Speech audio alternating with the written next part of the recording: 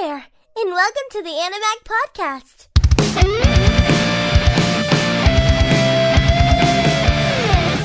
Hey, and welcome back to Animag, the #1 podcast that's the biggest piece of shit and took us like 3 hours to get started today. I'm your host, Asylum, sitting here with... Domicus! Oh, you guys have no idea how long it literally took us to get this podcast rolling today. What did it cost? One broken screen? And some headphones. Broke my headphones. Was about to smash my new audio interface box. It was a whole shit show. And it's all thanks to Voice Meter Banana. What a piece of shit program it is. I don't fully understand what's going on. Yo was about to not get a podcast this week. Yeah, I was getting ready to call it. So if I seem irritable, it's not the episode, it's not you guys. We just really struggled to get this shit going. And I'm not even using my new mic right now. I'm actually using my HyperX still, which is kind of annoying. I spent all weekend fine-tuning my fucking good studio condenser. Sounded amazing. All for it to just not work when Thomicus comes on. Like, fantastic. But I'm gonna work on that later. For now, this is going very shittily, so we're just gonna record it, man.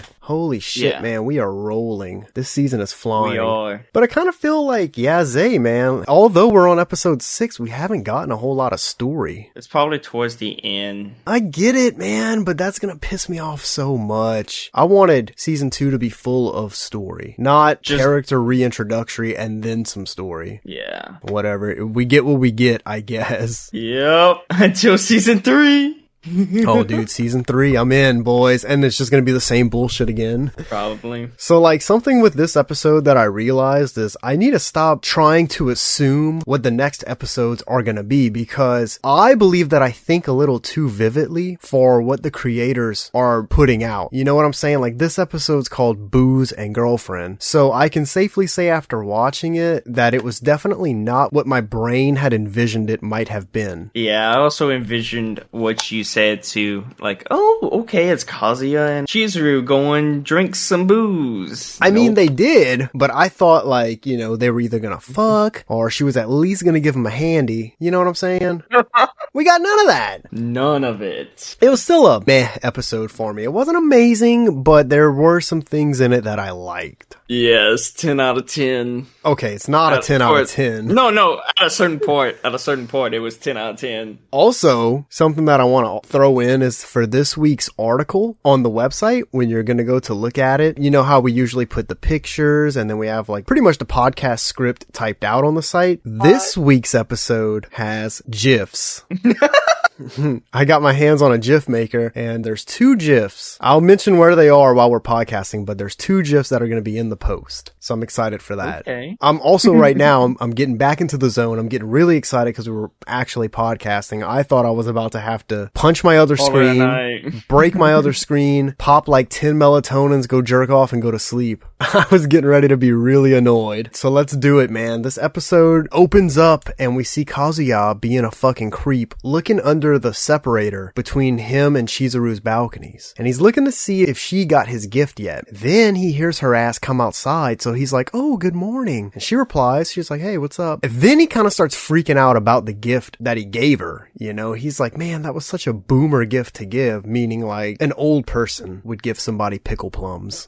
Yeah. Which is kind of true. And Chizuru also like mentions it later in the conversation. So he's like, man, I shouldn't have given someone as hot as her pickled plums. And he's freaking out. And she says, thanks for yesterday, meaning the gift. She's like, the plums are good. And then Kazuya gets all happy and he's like, in his head, he's drifting off into a celebration. And then she goes, even though it did feel kind of like a geezerish gift, brought that man right back down to earth as soon as he floated up into Disneyland.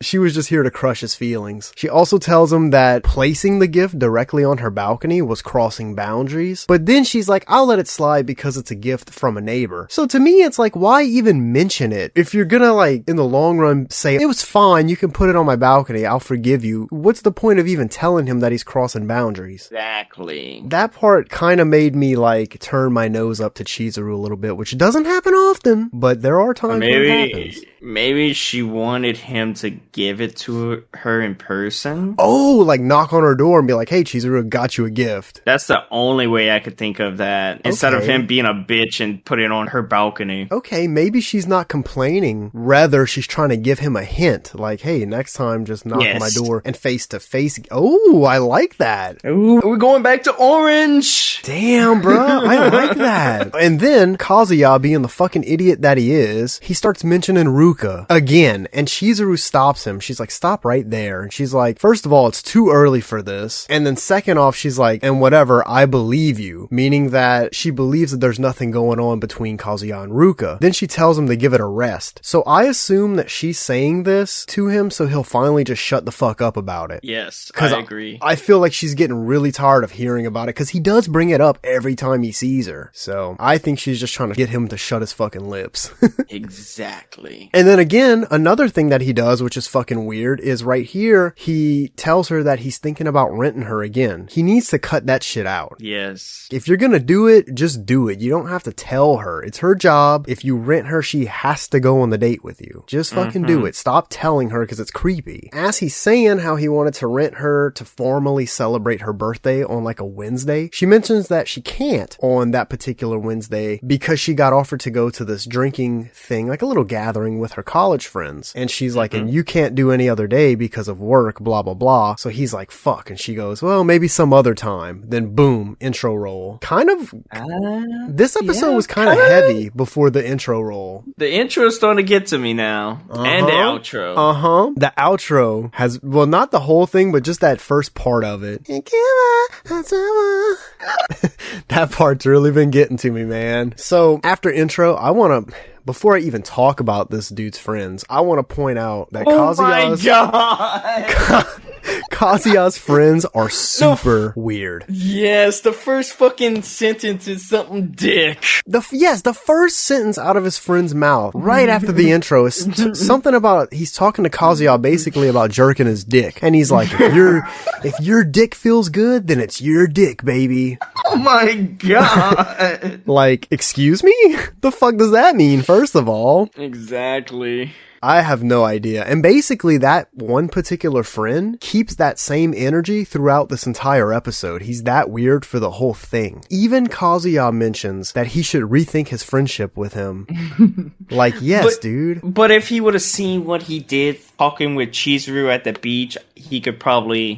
Yeah, like he's weird, but at the end of the day, he is kind of a good friend. Yeah. You know? That's what I like about him. He had his boys back. Then the same friend, the dick-grabbing friend that we're talking about, he starts asking Kazuya if he hooked up with Chizuru yet. Remember, his friends all met Chizuru at the beach. So time frame-wise, in his friend's eyes, Kazuya has been with Chizuru for a year. And Kazuya's just like, yeah, we did, sure. And then he kind of feels guilty about it because, you know, he's not dating Chizuru. They didn't fuck, and he's kind of just throwing her under the bus. And then the creepy friend invites Kazuya to a boozer that night. Immediately right here, I put two and two together and knew exactly what was about to happen. Yep. Chizuru says she's going hang out with some college friends to drink, and then his homie's like, hey, we're going out to drink, you want to come? I knew exactly what was going to happen. I'll knock it point-wise a little bit for being predictable. Really and truly, like, what could they really do in this episode that would not have made it that predictable? It would be kind of hard to write. Yeah. So we cut to the place where they're going to be drinking, and one of the guys mentions that the girls are already there. And this further confirmed what I thought was about to happen to actually be happening. And then boom, they enter the room where they're going to be hanging out, and Kazuya sees Chizuru. Basically, she's not Chizuru. She's in like her normal everyday life attire, like what she wears to school. She's got her glasses on, and she looks up and sees Kazuya, and they both kind of stare at each other for a little while, and they're both in shock. One of the friends even notices this, and he's like, do y'all know each other? Kazuya quickly redirects the conversation. He goes, oh, these were all the same people from the beach, you know, way back when in season 1. And they're like, damn, Kazuya, you got a good memory.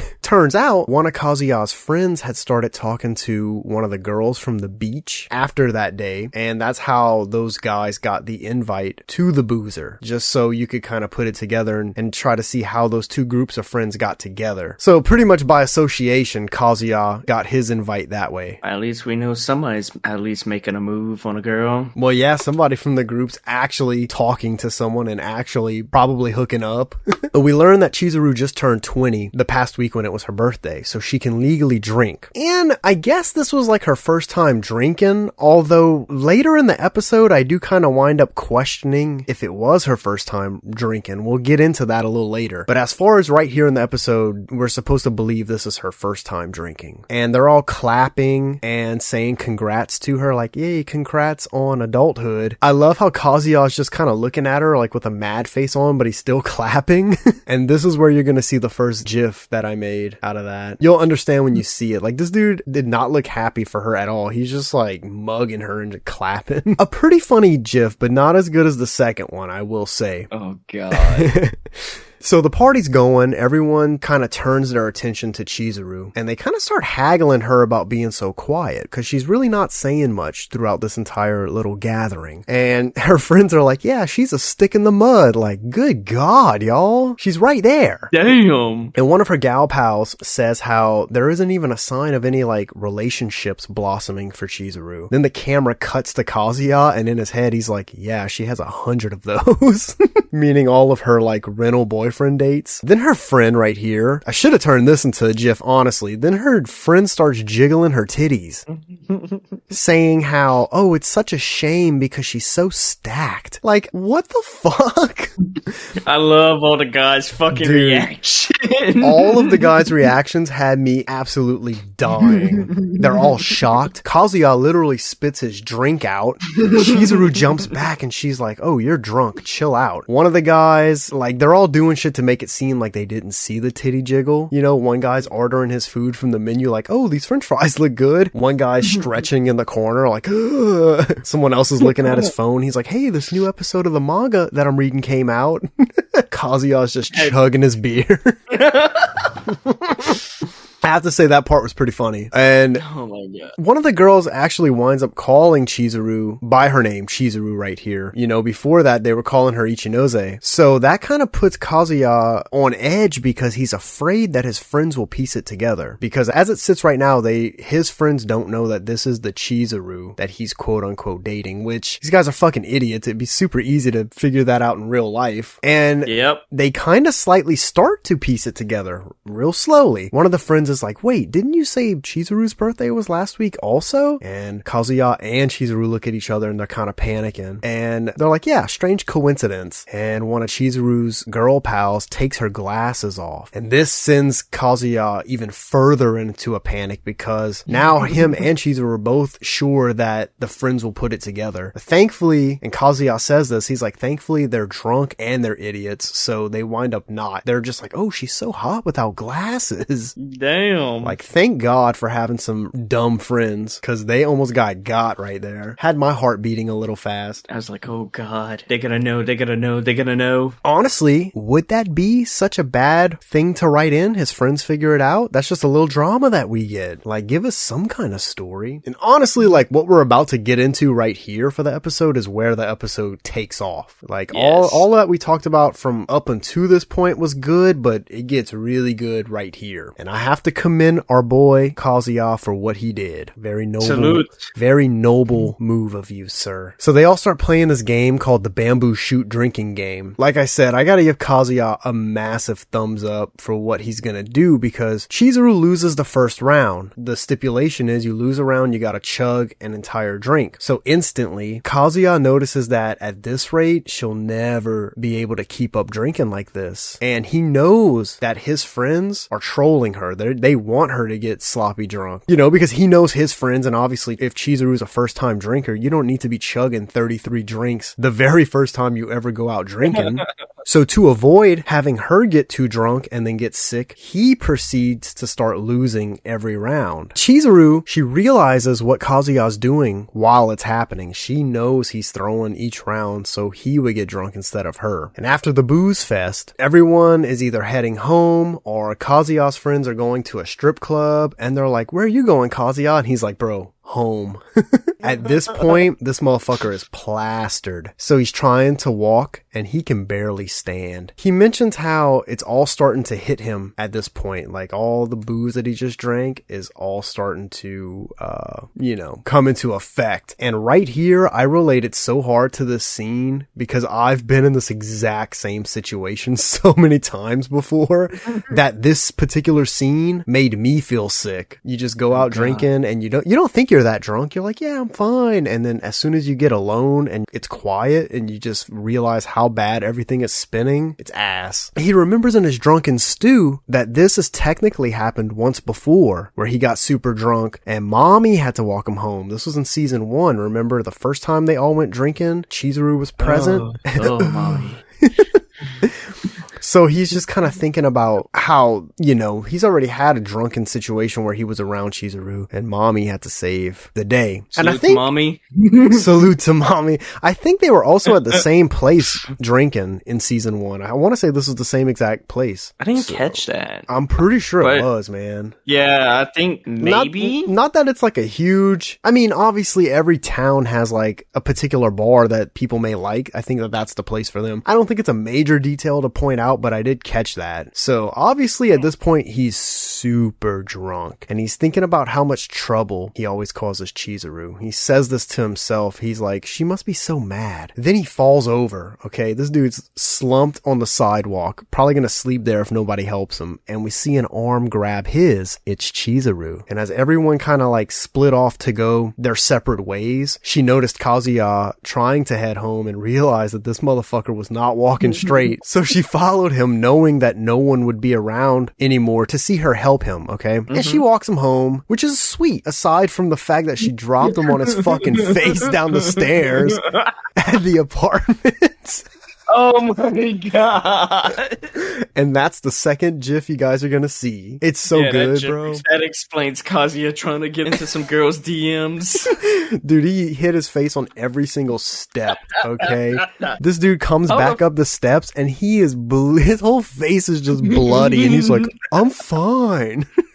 Oh my god. He thinks about how like pathetic it is that without Chizuru's help, he would have never made it home. But at least it was him that was super drunk and having a hard time and not Chizuru. Yeah. So better it be him than, her who's a girl and, bad things could have happened. So that's why I say it was kind of a noble deed that he did. And she unlocks his door for him because he's so drunk he can't even put the key into the hole for the door. I've been there. She gets him inside and this dude's on the floor and he literally thinks, okay, this is in his head. He goes, in a rom-com, this would be the perfect situation, having the girl you like in your apartment after a night of drinking. So 2 things I want to point out here. Number 1, this show is self-aware. For it to say that, it knows that like it's a rom-com. It knows that this is the perfect situation and they know that they're going to blue ball you by having nothing happen. And number 2, if you really think about this whole situation, okay, if you really think you're about to get it in after that hard of a night of drinking, you have another thing coming, okay? Because here it is, buddy. I know you've waited for it. Official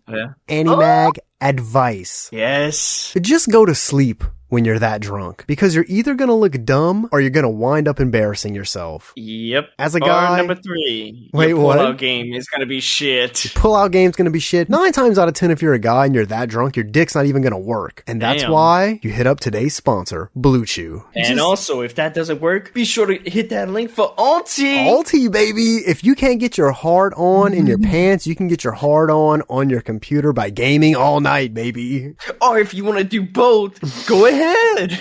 See the results. Animag does not hold any responsibility of what happens to you. If you end up having a child, that's not our fault. Cough, cough. So moving on. Big official Animag announcement soon, okay? We might have another little janitor. A little janitor. That's all we'll say. We might. We don't know yet. We have to see a few things. So in about 9 months' time, we'll let you know. Yeah. When I see some pictures. Yeah. I want to see the pictures first. So he runs into the bathroom, okay? Remember, he was on the floor thinking about, the rom-com situation. He runs into the bathroom to puke. And Chizuru kind of follows him just to make sure he's okay. And this dude's got his head in the toilet. And she's sitting on the floor kind of against like his kitchen cabinets. She even mentions that him drinking that much was on purpose. She she's like, you did that on purpose. He tries to blow it off, but she even says that she's surprised that the rest of the gang didn't catch on because of how obvious it was, really. And right here is what got me thinking that maybe it wasn't her first time drinking, because he says, you hold your alcohol well, you're basically sober. And she says, who knows, I can't even tell. So like, I don't think this was her first time drinking. Probably not. Maybe her grandma gave her some drinks. That's what I'm saying. Like, I mean, we come from a state where everybody's gonna drink before the legal age, but like, maybe she just comes from a family that's like, look, you can have a couple of beers if you're with us. And for those of you that have never had that happen, that really does happen. Yes, it does. I mean, I was literally buying drinks from bars at 18 out here. So yeah, some people do drink early. So it just got me thinking, like, was it really her first time drinking? So she gets up to leave, and he says that he just figured how he's always causing trouble for her, that he should at least look out for her, even if it kills him. Meaning, he's always being a pain in her ass, and this was one way to help her, but he knew it was drinking, he knew he would get sick. Then we see her rubbing his back for him, which is fucking crazy to me, and he starts puking his guts up. And he freaks out a little bit, okay? And he tries to say that, you know, oh, I'm okay.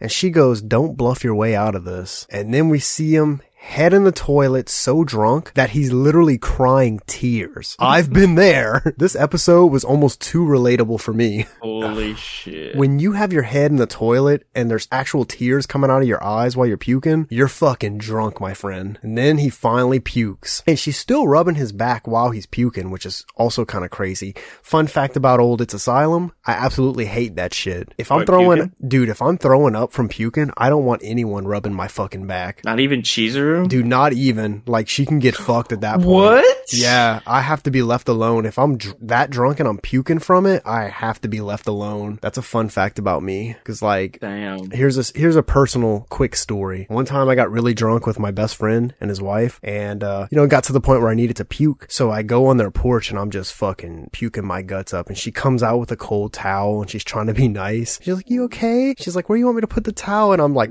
just leave me the fuck alone. And she goes back to my friend and she's like, man, I think he's mad at me. And my friend's like, no, that's just how he is when he pukes. So yeah, he's better than me here, because I would have been like, Chizuru, you gotta go home. So after he finishes puking, he turns around and he sort of like motions over towards Chizuru. I thought he was gonna go in for a kiss here, but instead he just falls like onto her, and she kind of got pinned against the wall while sitting down. And she freaks out. She's like, I'm gonna slap the shit out of you. And then she realizes this dude is just passed the fuck out and he's snoring. Imagine the breath. Dude, how bad it is. That's literally next in my notes, blowing his nasty puke breath all in her face. And again, I've been there. That's what I'm saying. Too relatable. So, God damn. She's sitting there and she thinks about what he said, how, he would protect her even if it was going to kill him. And she just says, no booze for you for a while. And then the credits roll. Is she going to spend the night at his house? Maybe. I mean, at this point, credits roll. She's pinned against the wall with him on top of her. She could, weasel her way out and leave his ass on the floor. She could go put him in the bed. I think she might actually stay the night at his house. And when he wakes up, he's gonna be like, oh, Chizuru, what the fuck? You're still here. And something that I want to point out about this whole episode, we do see some feelings from Chizuru a little bit. She's rubbing his back and shit. And all of that is happening as just two people with each other. He didn't rent her for this. Ooh. Yeah. So that's a little exciting to think about. Felt like this episode was short. It kind of was. I mean, the whole drinking thing took a solid portion of the episode, but also everything up to it. Like, before credit roll, that balcony scene was pretty long. After the credits, it seems like he's gonna be super hungover in the next episode, and then we see Mommy. You gonna moan? I'm gonna let you moan if you want to. Then we see Mommy. Mommy Swan! And we also see Ruka, so yeah, lame. Alright guys, put in your bets. Who's gonna win? Mommy or Ruka? It's a fight to the death. Next episode. It's ex versus girlfriend. Let's jump. It's Chizuru. Oh, whatever. Chizuru.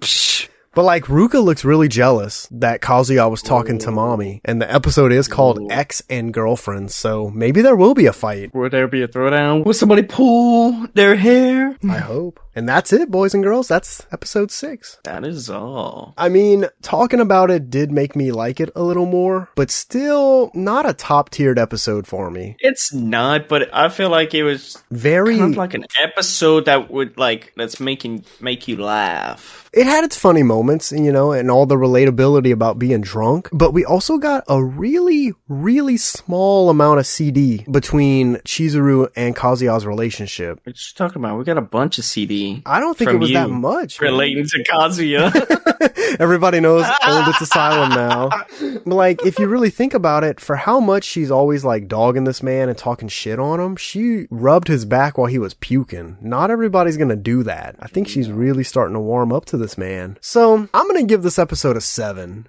Ooh, a 7. Yeah, I didn't think it was amazing, but it was pretty good. I'm gonna give it an 8. Okay, I would give it an 8, but like I said, I knocked a little bit off for predictability. You know, as soon as we heard Chizuru say she was going drinking and then the friends, like, that was so predictable. And maybe it's because I knew the title of the episode and, you know, going into it, but I feel even if I would have never watched this show and just jumped right into this episode, I would have known what was about to happen. Or maybe I'll leave the 8 for next episode when Mommy beats the shit out of Ruka. Dude, Mommy's gonna get stabbed. Ruka's definitely killing everybody. Even Chizuru. You seen how pissed she was? Yes, dude. That's what I'm saying. I think we're gonna have a lot of drama. Oh, yeah. With that being said, we won't know until we watch it, and we're a few days away from that.